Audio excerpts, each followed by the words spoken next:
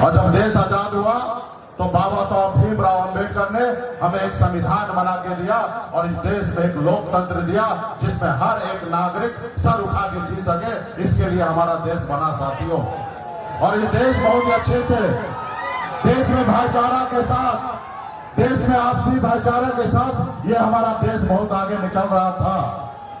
लेकिन इसी बीच में 2014 में एक नेता आए और वो नेता ने आप सभी से, हम सभी के बीच में एक वादा किए। उन्होंने कहा कि हम आपके अच्छे दिन लाएंगे। हम लोगों को लगा शायद इससे अच्छा दिन आ जाएगा। उन्होंने कहा कि आप हम पे भरोसा करो और हमको देश का प्रधानमंत्री बनाओ और हर साल युवा को 2 करोड़ नौकरी देंगे। उस समय में देश के युवा बेरोजगार लग रहा था। उनको लगा कि हमें रोजगार मिलेगा, नौकरी मिलेगा, हम मोदी जी को लाते हैं। फिर मोदी जी ने कहा कि आप हमें लाओ और विदेश में जो काला धन है उसको हम भारत में लेके आएंगे और सबके खाता में 15-15 लाख रुपया दे देंगे। हमारे लोगों को लगा कि सही बात है, विदेश में काला धन बहुत है, इंडिया में आएगा हमको 15-15 लाख रुपया मिल जाएगा। उसके झांसे में आ गया साथियों। ये वैसे ही जैसे हिटलर ने अपने देश में चुनाव जीतने के लिए वादा किया था कि हम टैक्स फ्री कर देंगे, हम लोगों को पढ़ने लिखने के लिए एजुकेशन फ्री कर देंगे, हम आपका इलाज फ्री कर देंगे। जितना झूठ हिटलर को बोलना था उन्होंने बोला था और सत्ता प्राप्त किया था। उन्हीं को कॉपी करके हमारे देश के प्रधानमंत्री जी ने देश के जनता के साथ झूठ बोला और देश के जनता ने बोला जनता ने उनके ऊपर भरोसा किया।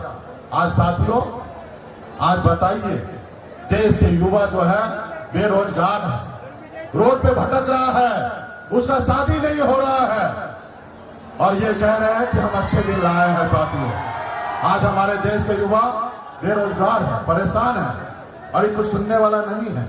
अरे साथियों, आप सबको एक योजना पता होगा मोदी जी का। मोदी जी ने जब चुनाव जीत के आए तो उन्होंने अपने सांसद को कहा कि आप अपने अपने लोकसभा क्षेत्र में एक गांव को गोद लो और गांव को अच्छे से आगे बढ़ाओ। और आप सभी को पता होगा वो गांव कहां गया, उस गांव कहां कैसे विकसित हुआ, आप सबको पता होगा।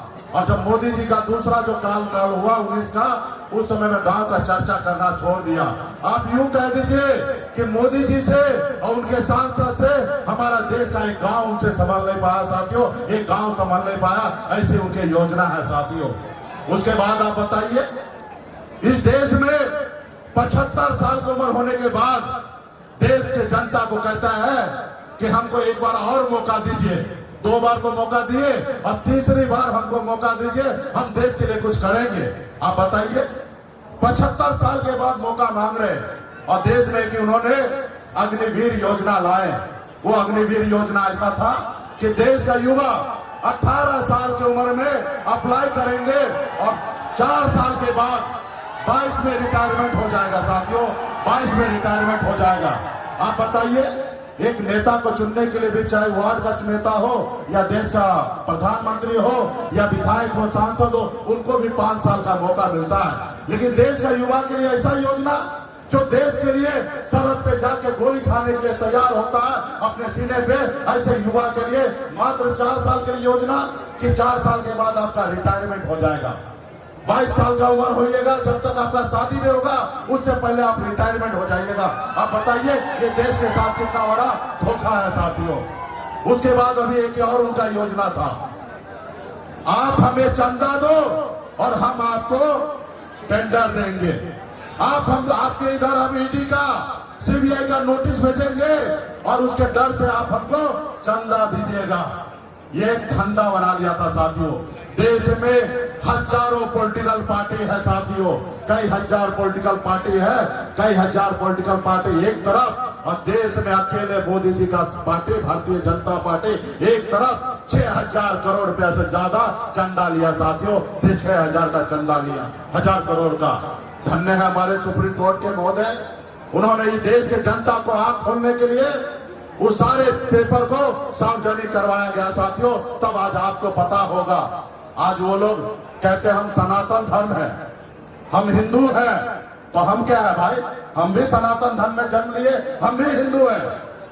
लेकिन आप जो पशु को काटते हैं, जो कुचर खाना है, वहां से 250 करोड़ रुपया का चंदा लिया और पशु को कत्ल करने वाला ऐसे पॉलिटिकल पार्टी है, वह है भाजपा। साथियों, ये साथियों, ये भाजपा किसी का नहीं है, गरीब पिछड़ा दलित का नहीं है, ये सिर्फ अमीर लोगों के लिए, अडानी अंबानी के लिए है। साथियों, आपको अगर बेहतर जिंदगी जीना चाहते हैं, आपका बच्चा अगर सर उठा के जीना चाहता है, तो इसके लिए आपको लड़ाई लड़ना पड़ेगा और मोदी जी को बदलना पड़ेगा। साथियों, तब जाके समाज के साथ भाईचारा होगा।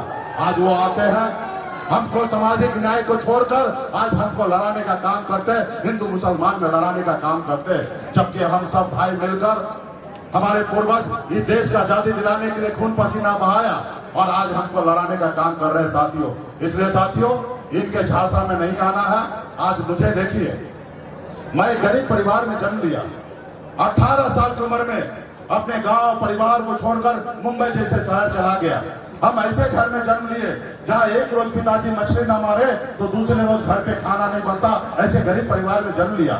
जब बॉम्बे गए, मेहनत किए, मजदूरी किए, 900 रुपया महीने पे नौकरी करता था, लेकिन अपने माता पिता और बिहार के लोगों के आशीर्वाद से मुंबई जैसे शहर में झंडा मैंने गाड़ दिया। साथियों, उसके बाद बिहार में मैं आया तो मैंने देखा लोग चांद पे घर बनाने के लिए सोच रहा है, लेकिन हमारे लोगों के लिए इस धरती पर रहने के लिए घर नहीं है। हमने अपने हक अधिकार के लिए बिन दिलदार दुनिया मला चाहे तियार बनपर केवल निषाद के सभी उपजाति के हक अधिकार के लिए हमने संघर्ष करना चालू किया।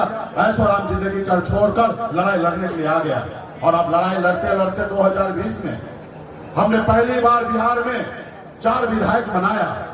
अपने दम पर बिहार में हम मंत्री बने। हमारे पास 4 विधायक ही भले था, लेकिन 74 से कम नहीं था। हमारे समर्थन से बिहार में सरकार बना। अगर हम समर्थन नहीं देते तो नीतीश कुमार बिहार का मुख्यमंत्री नहीं होता। ये हमारी ताकत था। लेकिन उन्होंने देखा एक अति पिछड़ा का बेटा पार्टी बना लिया, विधायक बना लिया, मंत्री बन गया, इसको रोको, अगर नहीं रोकोगे तो ये बहुत आगे निकल जाएगा। उन्होंने हमारे पार्टी को तोड़ दिया, हमारे विधायक को खरीद लिया, हमको रोड पे ला दिया, हमें मंत्रिमंडल से बाहर कर दिया। जो सरकार हमने बनाया था, इसे भी इसलिए क्योंकि हम अति पिछड़ा का बेटा है। हम अपने हक अधिकार के लिए बिहार से लेकर उत्तर प्रदेश तक लड़ाई लड़ने के लिए जाते हैं, तो इसके लिए उन्होंने हमें रोड पे ला दिया। साथियों, इसके लिए साथियों, ये कभी भी आपका नहीं हो सकता। इसका जो डिसीजन होता है वो नागपुर से होता है और नागपुर में जो संविधान है वो संविधान जो इसको कहता है उसी तरीके से देश में चलाना चाहता है। ये देश के संविधान को नहीं मानते हैं, ये देश के संविधान को बदलना चाहता है। इसलिए साथियों, जब देश के संविधान को बदलना चाहता है तो आपका मेरा फर्ज बनता है कि उनको बदलने से पहले हम इसको मोदी जी को बदल दे। साथियों, मोदी जी को बदल दे, तब हमारा देश आगे बढ़ेगा। इसलिए साथियों, बड़े संख्या में यहाँ उपस्थित हमारे युवा साथी हैं। देश में जब भी क्रांति होता है तो युवा का सबसे पहले ताकत दिखता है। इसलिए साथियों, यहाँ से जाइए, एक एक गांव में जाइए, एक एक बूथ में जाइए, एक एक टोला में जाइए और संदेश को पहुंचाने का काम कीजिए कि ये युवा का सरकार नहीं है, ये बड़े बड़े पूंजीपति वाले का सरकार है, इसको बदलने की जरूरत है। साथियों, इनसे एक गांव नहीं संभला तो देश क्या संभलेगा। साथियों, देश क्या संभलेगा। इसको सिर्फ झूठ बोलना है, लड़ाना है, झगड़ा कराना है और ये सिर्फ विवाद कराना चाहता है, कभी देश में चैन और शांति नहीं लाना चाहता। आज हमारे देश के ऊपर पहले कितना कर्ज था, आज हमारे देश के ऊपर कितना कर्ज हो गया, 4 गुना ज्यादा कर्ज बढ़ गया। साथियों, गांव में कहावत है, बाप दादा का संपत्ति बेचकर लोग फुटानी करते हैं। उसी तरीके से मोदी जी हमारे पूर्वज जो बनाए उसको बेच बेच कर फुटानी करते हैं, बड़े बड़े कपड़ा पहन के विदेश में घूमते हैं और कहते हैं हम देश आगे बढ़ा रहे। अरे हमारा देश जो विकासशील कैटेगरी में हमारा देश आता था, उससे पहले अभी 1 महीना पहले हमारे देश को विकासशील कैटेगरी से हमारे देश को बाहर कर दिया और आप कहते हैं कि देश आगे बढ़ रहा है। देश में आपने ऐसे हालात ला दिया कि लोगों को लगता है कि 5 किलो चावल ही हमारा विकास है। आप बताइए, ये देश को युवा को 5 किलो चावल चाहिए? इस देश को युवा को नौकरी चाहिए। साथियों, नौकरी चाहिए।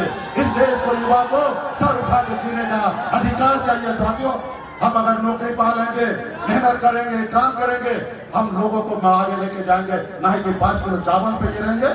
और ये चावल ये अपने बाबूजी के घर से बढ़ता है। ये देश का संपत्ति है साथियों, ये देश का संपत्ति है, ये आपका देश है, हमारा देश है, किसी का जागीर नहीं है साथियों। लोग कहते हैं कि हम 5 किलो चावल दे रहे हैं, भाई ये आप दे रहे हो, ये देश का संपत्ति है। कर्ज लेके आप लोगों को गुमराह कर रहे हो, वोट लेने का पॉलिसी बना रहे हो, और ये चावल बांटने का स्कीम आज से चल रहा है, ये कांग्रेस के जमाना से ये चलती आ रहा है। सबको, हर किसी को, गरीब को सरकार की तरफ से न्याय मिल जाता है। हमें 5 किलो चावल नहीं चाहिए, हमारे बच्चे को नौकरी चाहिए, हमारे बच्चे को शिक्षा चाहिए, हमारे बच्चे को स्वास्थ्य चाहिए, हमें 5 किलो चावल नहीं चाहिए साथियों। इसलिए मजबूती से महागठबंधन के, इंडिया गठबंधन के साथी आप सभी से आग्रह है, युवा सभी से आग्रह है कि मजबूती से अपने प्रत्याशी के लिए वोट मांगिए और मजबूती से सामाजिक न्याय को मजबूत कीजिए। आज बताइए ना, लालू जी के विचारधारा पे बिहार में सरकार बना था, नीतीश जी, तेजस्वी जी के साथ आके सरकार बनाए, 5 लाख युवा को नौकरी मिला ना, 5 लाख युवा को नौकरी मिला ना। इससे पहले भी तो भाजपा का सरकार था, डबल इंजन का सरकार था, नीतीश जी थे, पहले दिए, पहले नहीं दिए। ये लालू जी का विचार है कि युवा को न्याय मिले। आपने देखा सामाजिक न्याय को मजबूती देने के लिए जाति आधारित गणना हुआ, और जब जाति आधारित गणना हुआ तो सरकार को एहसास हुआ उसमें SC, ST, OBC, अति पिछड़ा सभी का आरक्षण का दायरा बढ़ा कि नहीं बढ़ा। ये भाजपा होता तो होता क्या, भाजपा अगर होता तो आरक्षण बढ़ता क्या। इसलिए साथियों, भाजपा अगर फिर से आ गए तो हमारा आरक्षण खत्म कर देगा साथियों, आरक्षण खत्म कर देगा। इसलिए बाबा साहब का दिया हुआ संविधान को आगे बढ़ाना है और आगे चलते रहना है और मजबूती से लड़ाई लड़ना है। बहुत बहुत धन्यवाद सभी गठबंधन के साथी को, बहुत बहुत धन्यवाद।